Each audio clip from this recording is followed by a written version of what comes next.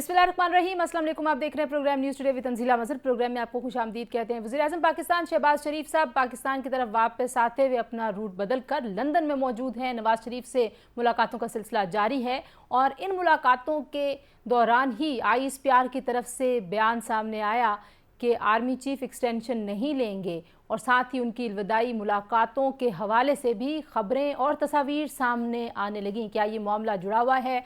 लेकिन इसके बावजूद अफवाहें हैं कि रुकने का नाम नहीं ले रही। बारहा फ़ौज की तरफ से, इदारे की तरफ से वाज़े तौर पर कहा जा चुका है कि आर्मी चीफ एक्सटेंशन नहीं लेंगे। इसके बावजूद कहीं कोई अवहाम बाकी है?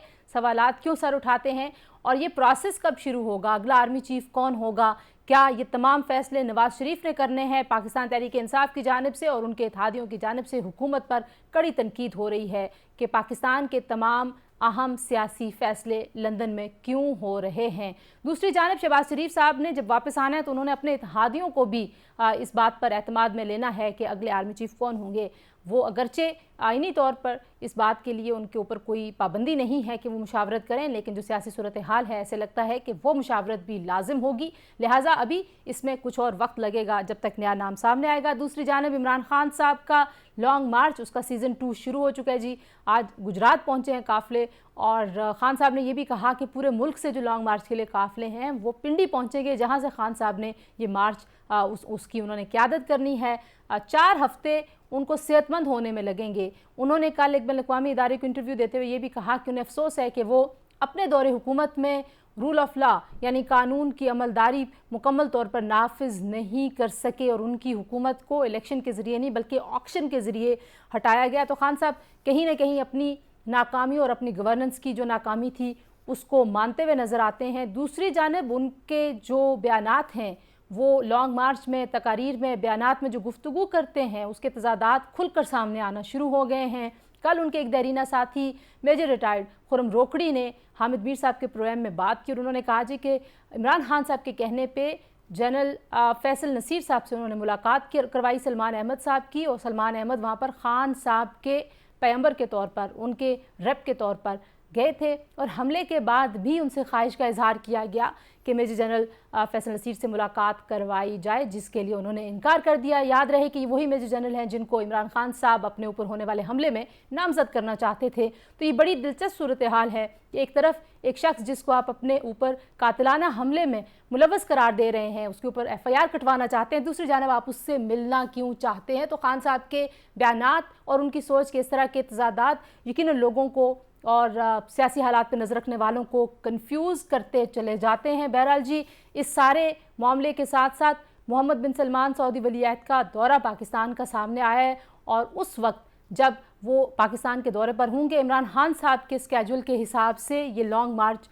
पिंडी या इस्लामाबाद के करीब होगा। क्या खान साहब उससे पहले लॉन्ग मार्च ख़त्म कर देंगे उनके दौरे से कबल, या उनके दौरे के वक्त पाकिस्तान में टायर जल रहे होंगे, शाहराहें बंद होंगी। और इमरान खान साहब ने बाय द वे काफ़ी जो अवामी रिएक्शन था कि किस तरीके से रास्ते बंद हो रहे हैं, कैसे अवाम ख़वार हो रहे हैं, उसके बाद उन्होंने अपने कारकुनों को ये हिदायत जारी की हैं कि रास्ते खोल दिए जाएँ। लेकिन इसके बावजूद हमें खबरें मिल रही हैं कि कहीं ना कहीं मोटरवे के आसपास कुछ जगह ऐसी हैं जहाँ पर PTI का एहतजाज अभी भी जारी है। तो ये सारी सूरत हाल इस पर भी बात करेंगे और प्रोग्राम के आखिर में हम बात करेंगे जनाब अरशद शरीफ साहब के कत्ल के हवाले से बहुत खौफनाक, बड़ी ही परेशान कुन मालूमात सामने आ रही हैं।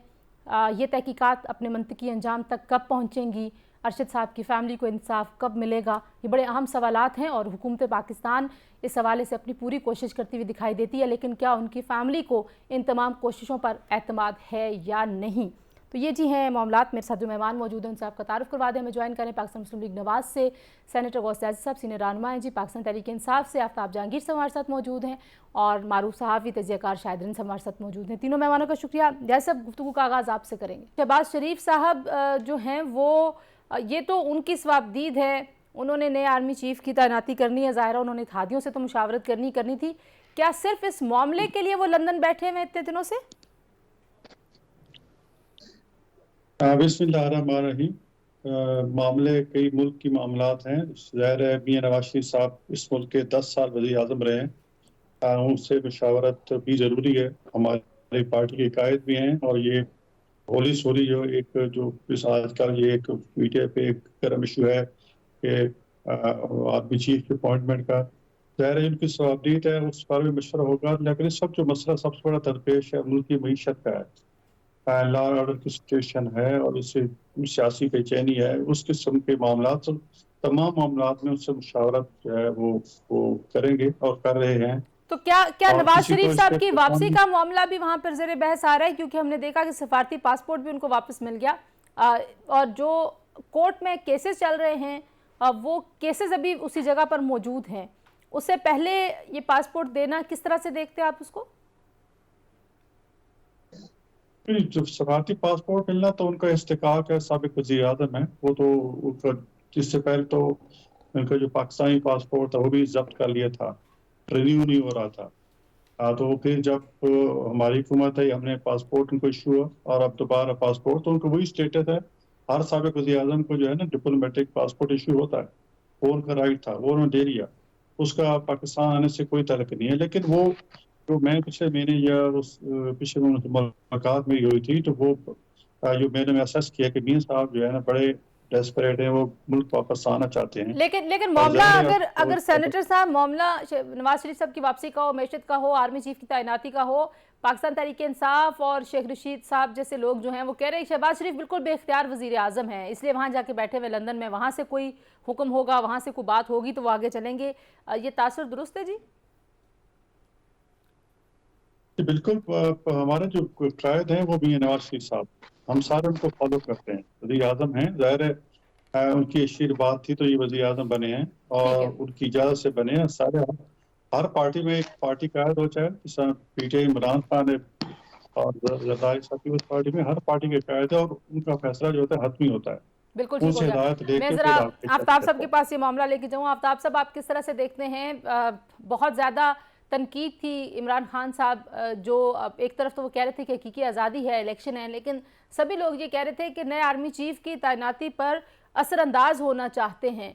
अब बड़ी वजाहत से नज़र आ रहा है कि बाजवा साहब जा रहे हैं और नए आर्मी चीफ की तैनाती का प्रोसेस अगले हफ्ते से शुरू हो जाएगा, ख्वाजा आसिफ कहते हैं। इसके बावजूद भी लॉन्ग मार्च जारी रहेगा? देखिए तंजीला, पहले तो आपका शुक्रिया और मेरे दोनों दोस्तों को मेरा सलाम। बात ये है वालेकुम सलाम। कि नवाज शरीफ साहब तो एक डमी वो हैं वजीर आजम, ये तो साबित हो गया है, क्योंकि या तो इन मामला जो है वो सारे तय कर रहे हैं, 3 जगहों पे तय होते हैं मामला। एक होता है लंदन के अंदर, एक होता है लाड़काना के अंदर और एक होता है रावलपिंडी के अंदर। ये तीनों असल में 3 हुकूमतें हैं इस मुल्क के अंदर, 3 लोग हुकूमत कर रहे हैं, 3 तरफ से ये हुकूमत हो रही है। शहबाज शरीफ तो एक बिल्कुल डमी है, तो लिहाजा वो बार बार जाएंगे, क्योंकि वो जाने के बाद अपने मामला को सही करने ज्यादा ये भी था कि जो कोर्ट के अंदर उनका यूके के अंदर कोर्ट में केस चल रहा है, उसके अंदर भी स्टे ऑर्डर लेने की कोशिश की थी, जिसको उन्होंने इनकार कर दिया देने के लिए। तो अब ये बहुत सारी चीजें हैं, लेकिन ये इनकी सवाबदीद है जी, इसमें हम क्या कह सकते हैं कि हम तो ये कहते हैं कि नवाज शरीफ आ जाए।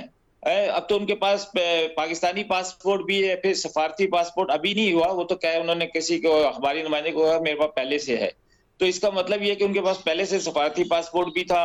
और तो पाकिस्तान आए और सीधा प्राइम मिनिस्टर हाउस में ठहरे और ठहरने के बाद वहां से हुकूमत करे, तो ज्यादा आसान है कि ना कि बार बार इतनी बड़ी डेलीगेशन को लेके जाना, कौम का इतना पैसा लगाना है, उनको फिर वहां पे इंग्लैंड में और इधर सफर में इसमें सारा कुछ। तो मेरा ख्याल तो यही है कि इनको भी वापस साथ ही लेते आए, ताकि ये कि बेहतर होगा कि यहाँ पे बैठ के न्याजी साहब को भी आजादी होगी, आसानी होगी कि जब दिल चाहेगा इस्लामाबाद में प्राइम मिनिस्टर हाउस में जाकर उनसे मिल लेंगे, समझे ना, और मशवरा कर लेंगे। तो मैं इसको इतना बड़ा वो नहीं समझता कि कोई खास बात है। सही है, आप कह रहे हैं कि वापस आ जाए, वो खुरम दस्तगीर साहब भी कह रहे हैं कि मियां जी वापस आ जाओ, काफी तबाही होगी, मैं वापस आती हूँ आपके पास भी। रिंद साहब, क्या खबरें हैं? वाकई आर्मी चीफ की तैनाती का मामला है, शहबाज शरीफ साहब को एक बड़ा सेटबैक हुआ डेली मेल के ऊपर, क्योंकि उन्होंने ही उनके ऊपर केस किया हुआ था और वो जमा कराने से कासिर है मसरूफियत की वजह से, या उन्होंने इसको इतना सीरियस नहीं लिया, लेकिन वो एक सेटबैक तो नजर आता है अपेरेंटली। देखें, लाजमी सी बात है, बरतानवी अदालत में वो मामले को लेकर गए थे, उन्हें इतना यकीन होगा कि वो इस केस को जीतेंगे। अब या तो मसरूफियत की वजह से उन्हें जवाब नहीं दे पा रहे, या फिर उन्होंने केस कर दिया है, जो रिक्वायर्ड डॉक्यूमेंट्स हैं या जो रिक्वायर्ड रिप्लाई है, जो जिससे उन्हें फायदा हो सकता है, वो उनके पास फिलहाल दस्तयाब नहीं है, क्योंकि पाकिस्तानी अदालतें नहीं है जहाँ पे तारीख पे तारीख लेना बहुत आसान हो। वहाँ पे कुछ तरीक़ाकार होता है और उस तरीक़ाकार को सब नहीं फॉलो करना होता है। तो मेरा ख्याल है मियाँ शहबाज शरीफ साहब इस वक्त जिस बड़े महाज पर हैं, तो वो उस बड़े महाज को संभाले हुए हैं, तो इसलिए उन्होंने फिलहाल, मेरा ख्याल है, डेली मेल वाला जो महाज है उसको थोड़ा लाइट लिया हुआ है। लेकिन लाजमी सी बात है, मॉरल ग्राउंड्स पे सुबकी तो हुई है उन्हें। सही। और ये क्या शहबाज शरीफ साहब का लंदन में जो क़याम तवील हो गया और उनको अचानक हंगामी सूरत हाल में जाना पड़ा है वहाँ पर, तो ये आर्मी चीफ की तैनाती और फिर आर्मी चीफ जो अभी मौजूदा हैं उनकी अलविदाई मुलाकातों के हवाले से ISPR का बयान, ये मामलात आपको जुड़े हुए लगते हैं? देखें, लाजमी सी बात है, मियां शहबाज शरीफ इस वक्त इकॉनमी के लिए वहां नहीं गए। इस वक्त वो अपने भाई से कोई पॉलिटिकल मशावरत काबीना के हवाले से करने नहीं गए। बहुत अहमियत का हामिल फैसला है और इस फैसले के हवाले से उन्होंने अपने भाई को ना सिर्फ एतमाद में लेना है बल्कि बहुत सी चीज़ों पर रजामंद करना है। और मुझे ऐसा लगता है कि ये सिर्फ मामला मशावरत का नहीं है, कहीं दोनों भाइयों के दरमियान भी डिफरेंस ऑफ ओपिनियन मौजूद है, सियासी जमातों में भी मौजूद है, और उसकी वजह से मियां शहबाज शरीफ का जो लंदन का स्टे है वो प्रोलॉन्ग हो रहा है। लेकिन दूसरी जानिब ISPR, इससे पहले आर्मी चीफ जो है जनरल कमर जावेद बाजवा, मुख्तलिफ मौकों पर, और अब तो ISPR बाकायदा तौर पर जो उनकी खबरें हैं उन्हें वो फेयरवेल विजिट्स ही करार दे रहे हैं। तो इसके बाद मेरा नहीं ख्याल कि इंस्टीट्यूशन की तरफ से कोई कंफ्यूजन या कोई ऐसी चीज़ है, वो वाजे हैं कि उन्होंने अपने वक्त पर जाना है। इसका ऐलान पहली मरतबा DG ISPR ने किया था, उसके बाद 2 मरतबा मेरा ख्याल है आर्मी चीफ ने खुद इस बात का इजहार किया, और फिर उसके बाद अब ISPR कर रहा है। तो मेरा नहीं ख्याल कि इंस्टीट्यूशन की तरफ कोई इशू है। अब जो इशू है वो पॉलिटिकल साइड पे है, पॉलिटिकल साइड ने फैसला करना है। सेनेटर साहब, आपके यहाँ कोई दो राय हैं इसके ऊपर, और फिर आपने इत्तेहादियों को भी ऑन बोर्ड लेना है? नहीं, ऐसी बात नहीं है। ज़ाहिर हमारे इत्तेहादी हैं, उससे उनकी मशावरत होगी, लेकिन कोई अफवाह नहीं है। जो भी होगा आईन और कानून के मुताबिक होगा। इसमें कोई, हमने तो देखना है कि जो पाकिस्तान के लिए अच्छा हो, जिसका ज़ाहिर है जो चीज नाम जाएंगे, जिसकी CSR ठीक होगी, अच्छी होगी, सबकी अच्छी होती है, लेकिन कंपेरेटिव जो बेहतर होगा, हम जो मुल्क के लिए समझेंगे हमारी समझ के मुताबिक। ज़ाहिर इससे पहले भी जितने आर्मी चीफ मियां साहब ने 4-5 तो मियां साहब की उन्होंने अपॉइंटमेंट की, और उसमें कोई ये नहीं देखा उन्होंने कि जी ये हमें सूट करेगा या नहीं करेगा। जो मुल्क और कौम के लिए बेहतर होगा, जो मुल्क अच्छी कमान कर सके, सारे बेहतर होते हैं, लेकिन रिलेटिव जो बेहतर होगा वो ज़ाहिर उसका वो इंतखाब किया जाएगा। और मेरे ख्याल में उन्होंने फैसला ये कर ही दिया है, फैसला कर लिया, बस जस्ट प्रोसेस शुरू होना है। और शायद अगर जो ही वो वापस आते हैं तो प्रोसेस शुरू हो जाएगा, क्योंकि 2-3 हफ्ते रह गए हैं सारे, और कमर जावेद बाजवा साहब ने अलविदाई मुलाकातें शुरू कर दी हैं। तो एक लिहाज से तो मैं इसको अच्छा समझता हूँ कि बाजवा साहब ने जो कमिटमेंट की वो अपने उस कमिटमेंट को पूरा कर रहे हैं, और वो मुल्क की जो हालात है उनको सामने रख रहे हैं। जो कमिटमेंट की और फौजी तर्जुमान की तरफ से कल जो अलविदाई मुलाकातें जो शुरू हैं, जिसका मतलब यही है कि वो अपनी कमिटमेंट को ऑनर करेंगे और तैयार हो जाएंगे। अच्छा ठीक है जी, जरा एक मैं जरा ब्रेक ले लूँ। आज फवाद चौधरी साहब का बयान बड़ा मानीखेज था। उन्होंने कहा जी कि तब तक सियासी इस्तेहकाम नहीं आता जब तक इमरान खान और फौज के दरमियान फासले कम नहीं होते। इस बयान की क्या तशरीह की जाए, ब्रेक के बाद उस पर बात करते हैं। हमारे साथ रहिए जी।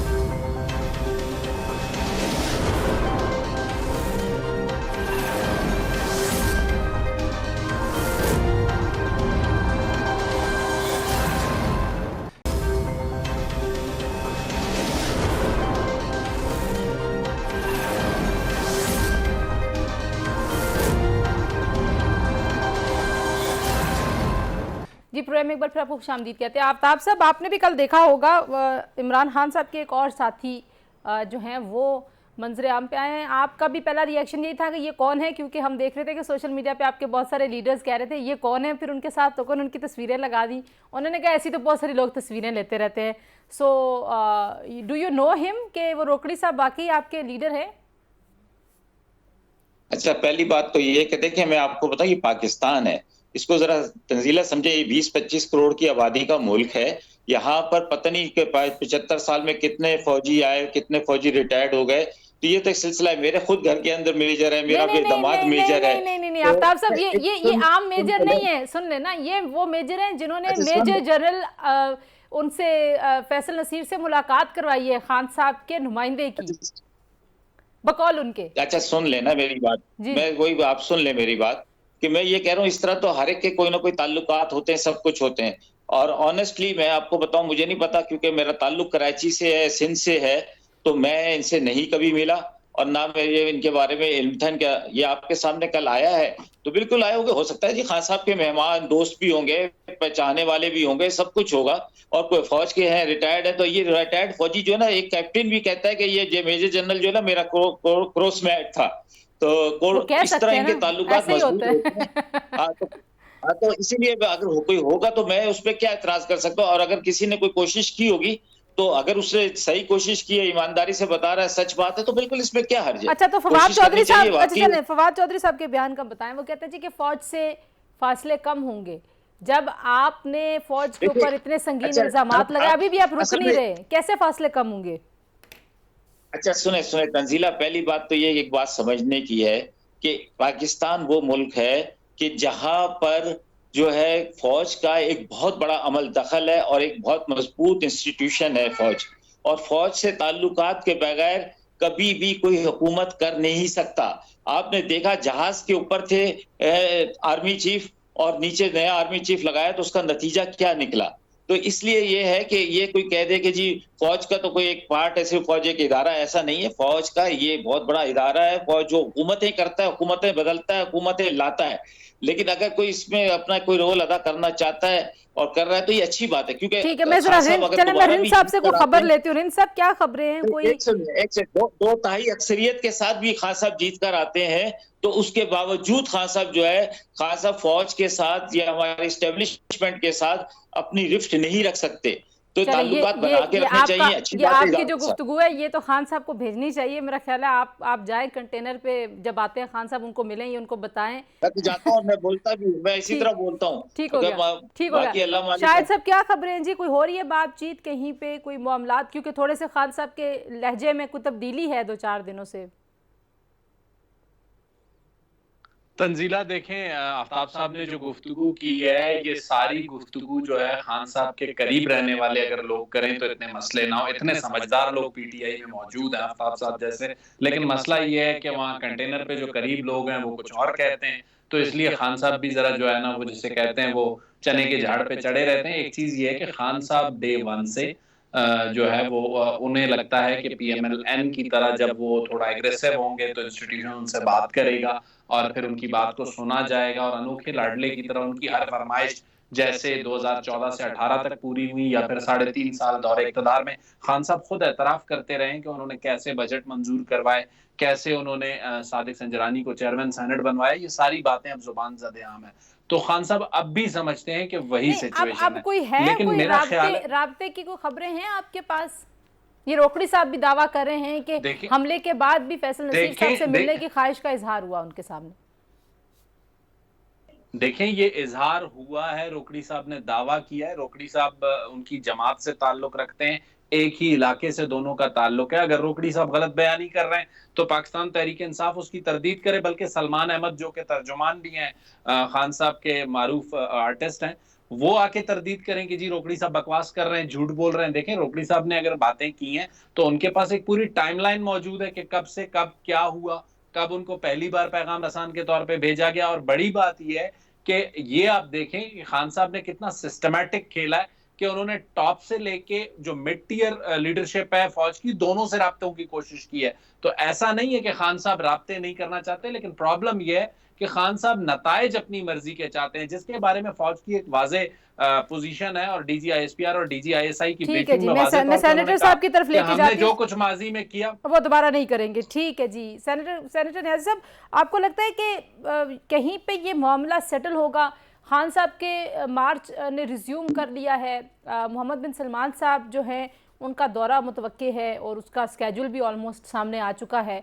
किस तरीके से आप डील करेंगे अगर खान साहब से उससे पहले आप इंगेज नहीं करते और सऊदी वली अहद पाकिस्तान आते हैं और यहाँ पे टायर जल रहे हैं, रास्ते बंद हैं, ट्रैफिक का बुरा हाल है, तो क्या इंप्रेशन जाएगा? देखिए जी, खान साहब के मामलात कभी भी मिलिट्री एस्टेब्लिशमेंट के साथ ठीक नहीं हो सकते, क्योंकि जो खान साहब का एक तरीक़ाकार है, आपने रोकू साहब की भी कल स्टेटमेंट देखी, सलमान की भी देखी। एक तरफ वो मुज़ाकरात की जो दावत देते हैं, दूसरी तरफ वो प्रेशराइज करते हैं। जब उनकी जो खान साहब का एक अलग मोड ऑफ सियासत है ना, वो ये कि जत्था लेके आओ और अपनी मर्जी के रिजल्ट दो, इदारों में प्रेशर डालो, चाहे इलेक्शन कमीशन हो, चाहे मिलिट्री एस्टेब्लिशमेंट हो, चाहे हुकूमत हो, तमाम पे प्रेशर डाल के अपनी मर्जी की रिजल्ट दो। अब देखो इलेक्शन जहाँ इलेक्शन जीत जाते हैं खान साहब, वहां तो इलेक्शन कमीशन के खिलाफ कुछ नहीं होता। यहाँ हार जाते हैं तो कहते हैं वहां रिगिंग हुई है, और फिर चीफ इलेक्शन कमिश्नर का नाम लेकर उनको गालियां देना, और उन्हें इसी तरह आर्मी के हमारी हाई कमान के नाम लेकर उनको बुरा भला कहा है। अब भला कोई सोच सकता है कि आप डीजीआई से को कहेंगे वो कान खोलकर सुन लो? भाई ये स्टूडेंट को टीचर, ये तो स्टूडेंट को कहता है। खान साहब इस स्ट्रेटजी में आप समझते हैं कि उनके तलकात ठीक हो जाएंगे? कभी ठीक नहीं होंगे। कैसे ठीक होंगे? और आपके साथ कोई खास बातचीत हो रही है, हुकूमत के साथ कोई बातचीत हो रही है? कुछ ऐसी खबरें भी आ रही थी। हमारी खान साहब के साथ देखो, हम तो जमहूरी लोग हैं, जमहूरियत में हमेशा मुज़ाकरात के रास्ते खुले होते हैं। हम तो उनको समझाने की कोशिश करेंगे, अगर हमारे साथ रब्ता करेंगे तो हम तो ये नहीं कि हम मुज़ाकरात के रास्ते बंद हैं। लेकिन जो तरीक़ाकार है और वो जो खान साहब के ज़हन में है कि इस तरह मैं बातें मनवा दूंगा, खान साहब नकल मारने के लिए कोशिश करते हैं। नकल मारने के लिए भी अकल की जरूरत होती है। उनको किसी ने बताया कि लान माल निकलने है, गुजरांवाला पहुंचने से पहले मसले हल हो जाते हैं, तो गुजरांवाला पहुंच के 3-4 दिन खड़े रहे, मसला हल नहीं हुआ, और जब आगे चले तो फिर आपको शायद रिन साहब, आपके ख्याल में क्या हिकमत अमली है खान साहब की लॉन्ग मार्च को लेके?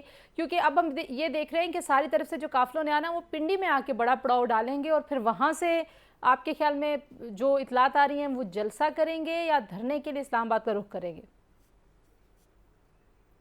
देखें तंजीला, मेरा नहीं ख्याल है कि वो पिंडी में कोई बड़ा पड़ाव डालेंगे, और मेरी मालूमात के मुताबिक वो कोशिश करेंगे कि वो पिंडी या इस्लामाबाद के गिरदो नवा में उस वक्त पहुंचे जब एमबीएस अपना दौरा करके जा चुके हों। क्योंकि अगर उन्होंने एमबीएस के दौरे को जो है डिस्टर्ब करने की कोशिश की, तो इसका नुकसान ना पीएमएलएन की गवर्नमेंट को होना है, ना सिक्योरिटी एस्टैब्लिशमेंट को होना है, बल्कि इसका नुकसान पाकिस्तान को बहैसियत मुल्क होना है। और इसकी इजाजत मुझे नहीं लगता कि खान साहब को दी जाएगी, क्योंकि खान साहब को भी वाज़ेह लफ्जों में ये बताया गया है कि इस वक्त जो मुल्क की सूरत हाल है, जो इकोनॉमी की सूरत हाल है, उस इकोनॉमी की सिचुएशन में एमबीएस का ये दौरा इंतहाई अहमियत का हामिल है। इससे पहले माजी में भी इस तरह हो चुका है, जब चाइनीज प्रेसिडेंट ने आना था पाकिस्तान, तो वो दौरे मुलतवी हुए, उसकी कीमत चुकाई है पाकिस्तान ने।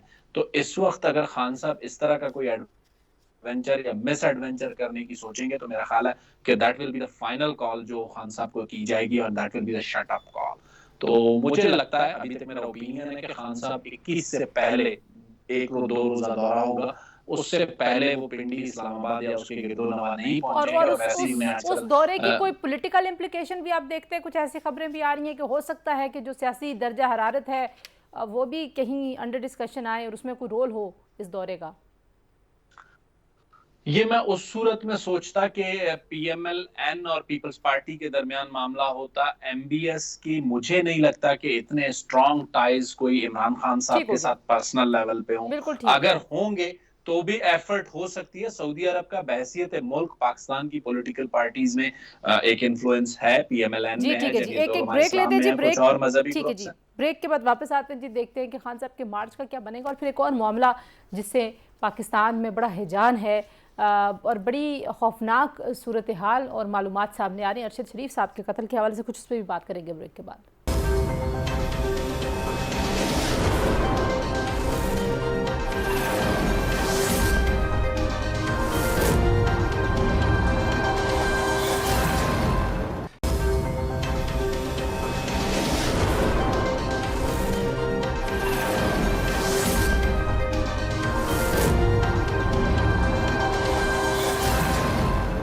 जी, प्रोग्राम में एक बार फिर आपको खुशामदीद कहते हैं। आफ्ताब जहांगीर साहब, अब क्या प्लान होगा, क्या हिकमत अमली होगी? मोहम्मद बिन सलमान साहब का दौरा भी है, आप उसी वक्त स्केड्यूल और रफ्तार से लगता है कि उसी टाइम पे आपका जो मार्च है, लॉन्ग मार्च, वो पिंडी के पास होगा जहां से खान साहब ने ज्वाइन करना है। तो क्या दौरा उससे मुतासर होने का खदशा सामने रखा जाए? हुकूमत के ऊपर ये प्रेशर आएगा, या आप लोग उससे पहले वापस चले जाएंगे या उसके बाद आएंगे इस्लामाबाद? अच्छा, पहली बात तो ये कि ये पता नहीं, मेरे इल्म में तो नहीं कि कितने दिन का दौरा है और उन्होंने इस्लामाबाद से कहाँ जाना है। क्या उन्होंने पाकिस्तान के सफर पे भी निकलना है प्राइम मिनिस्टर के साथ, या सिर्फ इस्लामाबाद तक की रहना है। और दूसरा ये है कि आपको ये पता है तंजीला के क्राउन प्रिंस के साथ खान साहब के बहुत खुसूसी ताल्लुकात हैं। वो जब खान साहब के हुकूमत में जब पाकिस्तान आए या सऊदी अरब में उनकी मुलाकात हुई तो उन्होंने कहा था कि मैं पाकिस्तान का सफीर हूँ। तो मतलब ये है कि यकीनन वो उनके इल्म में भी ये सारी चीजें होंगी, उसके बावजूद अगर वो अपना दौरा कंटिन्यू कर रहे हैं, जबकि हम एक रोड के ऊपर बैठे हुए थे, एक तो उस वक्त बकौल इनके कि जी चाइना के सदर ने कहा कि नहीं जी आपके यहाँ तो एहतजाज चल रहा है, मैं नहीं आ रहा। तो तो आप लेकिन चाहते अगर हैं उनको कि इल्म में है कि आप चाहते हैं कि सऊदी क्राउन भी ना आए, क्राउन प्रिंस भी ना आए? नहीं, हम तो कह रहे कि आए। मैं तो यही तो कह रहा हूँ कि उसको उनके इल्म में तो होगा ना कि जी पाकिस्तान में इस वक्त पूरे केपीके पाकिस्तान में, सिंध में, हर ठीक जगह है। पर एहतजाज हो रहा है। तो उसके तो बावजूद मतलब अगर अपना वो शेड्यूल का दौरा आप जो है, अपने प्लान के हिसाब से चलेंगे और इसके हिसाब से कुछ तब्दीली की तवक्को नहीं रखनी चाहिए? देखिए ये पाकिस्तान है और पाकिस्तान के अंदर ये सियासत है, सियासत में 24 घंटे के अंदर बहुत कुछ हो जाता है। ठीक है। तो आफ्ताब जहांगीर इसलिए साहब, इसके एक लिए बात और भी तो मुझे बताइए कि अभी आप कह रहे थे कि अच्छी बात है, फौज ज़ाहिर है एक बहुत बड़ा इदारा है पाकिस्तान का और उसका अमल दखल जो भी माजी में रहा सियासत में, अब वो कहते हैं हम सियासत में अमल दखल नहीं रखना चाहते। इसके बावजूद खान साहब वहाँ पे मुलाकातों पे जोर दे रहे हैं और ऐसे शवाहिद मिलते हैं कि वहाँ पे मुलाकातें करने की ख्वाहिश और देखिए मुलाकातें होने का सिलसिला जारी है, लेकिन पॉलिटिकल पार्टीज के साथ कोई बातचीत करने की के ऊपर वो बहुत संजीदा नजर नहीं आते। इसकी क्या वजह है? अच्छा मैं आपको बताऊं, पाकिस्तान के अंदर आपके 85 का दौर भी आपके सामने गुजरा होगा कि बिल्कुल भुट्टो साहब जो थे वो बिल्कुल राजी हो गए थे कि जी 35 हलकों में इलेक्शन करवाना है, समझे ना। और उसके बाद रात को क्या हुआ, सुबह पता चला कि जी मिठाइयां बंटना शुरू हो गई। तो इसलिए मैं ये समझता हूं कि इस पाकिस्तान के अंदर कोई इस वक्त भी कुछ हो सकता है। तो लिहाजा साहब हमें जो वो है कह रहे किसी हैं हम अच्छे सियासत से बाहर चले गए हैं, हम नहीं इंटरफेयर करना चाहते। तो खान साहब उनके बजाय शहबाज शरीफ के साथ क्यों नहीं मुलाकात करते? अच्छा बात तो सुन ले तंजीला, जी कहते जी। सब यही है कि जी हम अपनी डोमेन में रह के काम करते हैं, ठीक लेकिन है। पाकिस्तान की हिस्ट्री ये बताती है कि वो हर आदमी का कहीं ना कहीं अपना असर रसूख रखते हैं वो। जी और बहुत सी चीजें आपको भी जी पता है, मुझे भी सेनेटर पता है, न्याजी साहब, साहब को भी ये पता है, ये जो मर्जी कहते सबको रहे, पता है कि पीटीआई ये कहती है जी कि नंबर उनका असर और 14 रसूख है, जो है उन्हीं ना से बातचीत करनी है, आपसे नहीं बड़ा करनी। इम्पोर्टेंट है। जी ठीक है। अच्छा जी लेकिन देखिए बात, अच्छा सुन बात, जहां तक आप बात कर रहे हैं तो ये राब्ते भी होते हैं। मैं न्याजी साहब से बात कर रहा हूँ, अगर न्याजी साहब कोई पैगाम देना चाहते हैं वो पैगाम मैं खान साहब तक पहुंचा देता हूँ, चलें जी न्याजी साहब, समझे ना। ठीक हम ठीक हो गया, ठीक हो गया न्याजी साहब। लेकिन ये कि मैं ये कहता हूँ, देखिए मेरा फिर एक ही कहना है कि अगर इस पाकिस्तान को आपने बचाना है तंजीला, इस पाकिस्तान को आपने मजबूत करना है तो फेयर इलेक्शन करवा लें जी ठीक और हो गया जी। अवाम को ये हक दे बात दें। आगे वो आगे आगे जिनको मौका दीजिए जरा न्याजी साहब को बोलने का। जी न्याजी एक साहब, बात और भी सुनते हैं कि अगर बहुत लंबी सियासतदानों बात को हो गई चाहिए कि है। वो लगता है 5 साल का पीरियड बहुत ज्यादा है हुकूमत के लिए, तो उसको मिलकर आईनी तौर पे तरमीम करके उसको 4 साल कर लें दुनिया की तरह। ठीक तो है जी। इसलिए पाकिस्तान को, ठीक है आवाम आफ्ताब को साहब, चाहिए अपने बात आ इदारों गई को। आपकी, मौका दे दें न्याजी साहब को जवाब देने का। जी न्याजी साहब। जो एमपीएस साहब आ रहे हैं इनको जिम्मेदारी का मुजाहरा करना चाहिए और अपना, इनको तो चाहिए था कि उस जिस तरह 5 साल पहले ऐलान किया था कि जी मैं आज ठीक होने तक जो है वो अपना दौरा अपना लॉन्ग मार्च मुलतवी करता हूँ, उस पर कायम रहते। लेकिन ये सुबह शाम स्ट्रेटजी तब्दील करते हैं तो समझ नहीं आ रही कि किया क्या जाए। और फिर खान साहब की किसी बात पे इतबार भी नहीं किया जा सकता। इन्होंने जब से लॉन्ग मार्च शुरू हुआ 28 को शुरू हुआ और कहा था 4 नवंबर को हम इस्लामाबाद पहुंचेंगे, और 4 भी गुजर गई और ये अभी गुजरावाला में फिरते रहे, फिर वजीराबाद में पहले हो गया, फिर आप कहा अपनी टीम को कि आप जारी रखें। इस तरह प्रेशर से कोई इदारा की बात नहीं मानेगा, चाहे मिलिट्री एस्टेब्लिशमेंट है, चाहे सुप्रीम कोर्ट है, चाहे एग्जीक्यूटिव है, ना हुकूमत मानेगी। मुज़ाकरात के जरिए बता बात आप कह रहे हैं जो है प्रेशर से ही तो वो मानती है। होगी। इलेक्शन कमीशन की तौहीन के जो आपने कहा मामलात कि हैं वो सुप्रीम गुजरावाला कोर्ट में फिक्स हो पहुंचेंगे गए समाअत के लिए। और सेनेटर साहब, आपको लगता है कि मोदी वहां से साहब कोई बड़ा फैसला आ सकता है? तो सुप्रीम कोर्ट को बल्कि फैसला क्लियर का फैसला देना चाहिए मुझे तो, क्योंकि खान साहब बार बार सुप्रीम कोर्ट को कह रहे हैं, हमने भी सुप्रीम कोर्ट का दरवाजा खटखटाया है। खान सुप्रीम कोर्ट को एक वाज़ेह जो है मैप देना चाहिए, चाहे लॉन्ग मार्च है चाहे दूसरा है। अगर अपोजिशन भी हुकूमत भी दोनों जो है वो सुप्रीम कोर्ट के दरवाजे पे खड़े हैं तो सुप्रीम कोर्ट को जरूर कोई ना कोई इसका आंसर देना चाहिए। तो गौस साहब, आप लोग क्या कोई इमरान खान साहब के खिलाफ कोई मजीद कानूनी केसेस या कोई कार्रवाई करने का इरादा रखते हैं? हुकूमत में हैं आप, आपको कुछ आइडिया होगा, कुछ इस तरह की खबरें भी आ रही हैं, कोई गिरफ्तारी, कोई और केस, क्या करना चाहते हैं आप? देखो जी, ये जब एक कानून तोड़ेंगे तो दोनों हरकत में आएगा। इनके खिलाफ बड़े केसेस है, करप्शन के, इनके दौर के। हमने तो अपनी तवज्जो महफूज रखी है कि आवाम के मसाइल हल किए जाएं। जी जो ठीक है, हम मैंडेट देके आएंगे कि महंगाई से निजात दिलाई जाए उसमें। ठीक और है। जो उन्होंने करप्शन आप किया या कि वो कानून अपना रास्ता अपनाएगा। अगर ये वायलेशन करते हैं एक खास हद से आके, जो सुप्रीम कोर्ट शायद मुकर्रर कर दे, तो जरूर कानून अपना रास्ता बनाएगा और उनके हादसे में ठीक है रुकावट जी। बनेंगी। शायद रिन साहब, आखिर और में ये आपसे मैं जानना ये चाहूँगी, आपके और हमारे ज़ाहिर है बहुत सीनियर कुलीग, आप उस इदारे से भी मुंसलिक रहे हैं, बड़ी खौफनाक सिचुएशन सामने आ रही है। किस तरह से देखते हैं आप कि ये तहकीकात आगे बढ़ेंगी, किसी मंतकी अंजाम की तरफ जाएंगी अरशद शरीफ साहब के कत्ल के वाक़यात में, जो कुछ अभी तक सामने आया उसको देखते हुए? तंजीला, मेरी आपकी हर जर्नलिस्ट की, हर पाकिस्तानी शहरी की ये ख्वाहिश होगी कि शहीद अरशद शरीफ का जो वाक़या है वो खुलकर सामने आए। जो भी सूरत हाल हुई है उसमें उसका कोई भी आज ये लॉस ना तो पीटीआई का है, ना गवर्नमेंट का है, ना किसी और का है। ये अल्टीमेट लॉस अरशद की फैमिली का है, उसके दोस्तों का है। अरशद के मामले पर मैं सिर्फ इतना कहना चाहूँगा कि चाहे हुकूमत हो, चाहे पीटीआई हो या कोई भी हो, उस पर सियासत करने से थोड़ा सा गुरेज करें। उसकी वजह यह है कि पहले दिन से ये कहा जा रहा था कि हुकूमत नहीं चाहती कि कोई इंक्वायरी और कुछ हो, लेकिन मेरे हिसाब से जो पहली 2 रुकनी टीम गई थी कीनिया, मुझे ऐसा लगता था कि उस टीम को कुछ नहीं मिलेगा और वो टीम आके कह देगी कि जी जो कीनिया का मौक़िफ़ है वो ठीक है, कीनिया पुलिस का।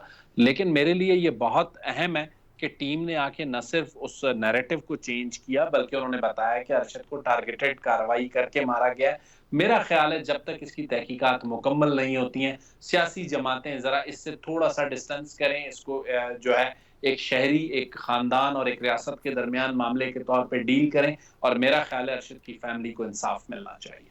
बहुत शुक्रिया सेनेटर गौस नियाज़ी साहब, शाहिद रिंद साहब, आफ्ताब जहांगीर साहब। और ये जो आखिरी बात है ये बड़ी अहम है कि अरशद साहब की जो फैमिली है, उनकी वालदा, उनकी बेगम, उन सब का हक है कि उनको मालूमात मुकम्मल फ़राहम की जाए, उनको इन कॉन्फिडेंस हर एक चीज़ बताई जाए। और ये जो मीडिया ट्रायल है और ये जो मीडिया के थ्रू बातें फैमिली तक जा रही हैं, ये कोई बहुत अच्छी बात नहीं है। बहरहाल जी, आज के लिए इतना ही। अपना ख्याल रखिए। अल्लाह हाफिज़।